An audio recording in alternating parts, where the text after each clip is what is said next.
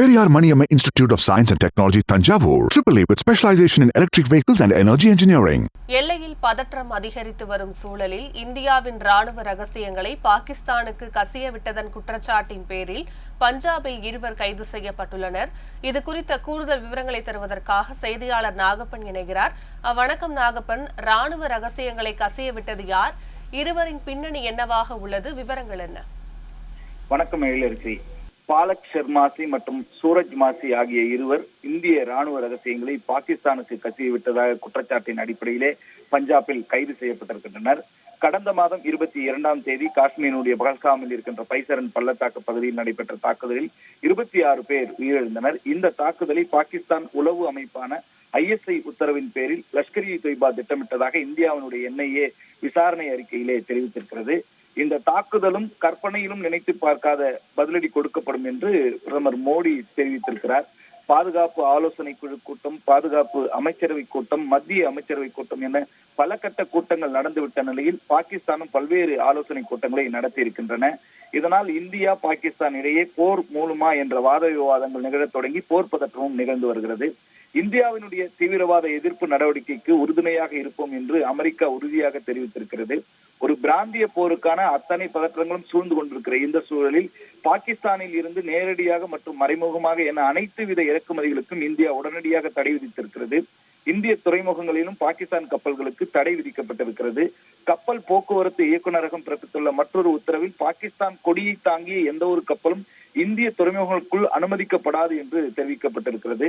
ஜம்மு காஷ்மீரில் எல்லை கட்டுப்பாட்டு கோட்டின் அருகே உள்ள கிராம மக்கள் பங்கர்கள், பலப்படுத்தப்பட்ட பதுங்கிடங்கள் என தற்காப்புக்கு ஆயத்தமாகி வருகிறார்கள். இந்தியாவின் சுரண்டா, பாகிஸ்தானின் சக்கோத்தி ஆகிய 2 நாட்டு எல்லை கிராமங்களிலும் இந்த ஆயத்தங்கள் மேற்கொள்ளப்பட்டு வருகின்றன. ஏற்கனவே பாகிஸ்தான் எல்லையில் ரோந்து பணிகளை மேற்கொள்ள இந்திய கடற்படையினுடைய ஹெலிகாப்டர்கள் களம் இறக்கப்பட்டிருக்கின்றன. கடந்த 4 மாதங்களாக ரோந்து நடக்காமல் இருந்த நிலையில் தற்போது இலகு ரக நீண்ட தூரம் பயணிக்கும் திறன் கொண்ட ரோந்து ஹெலிகாப்டர்களை களமிறக்கப்பட்டிருக்கின்றன. ரோந்து பணிகளை ஆக்டிவேட் செய்யுங்கள் என்று பாதுகாப்புத்துறை உத்தரவிட்டதன் அடிப்படையில் பாதுகாப்பு பணியில் கடற்படையும் தற்போது களமிறங்கியிருக்கிறது. பாகிஸ்தான் உடனான சர்வதேச எல்லையில் பதற்றம் ஏற்பட்டிருக்கிற இந்த சூழ்நிலையில் இந்திய ராணுவத்தினுடைய சில மிக முக்கியமான தகவல்கள் மற்றும் புகைப்படங்களை பாகிஸ்தானுக்கு கசிய விட்டதன் புகாரில் இருவர் கைது செய்யப்பட்டிருக்கிறார்கள். குறிப்பாக இந்திய ராணுவத்தினுடைய கண்டோன்மெண்ட் பகுதிகள், அமிர்தசரஸில் உள்ள ஏர்பேஸ் உள்ளிட்ட தகவல்களை பாகிஸ்தானுக்கு வழங்கியுள்ளனர் என்று பஞ்சாப் போலீசார் தெரிவித்திருக்கின்றனர்.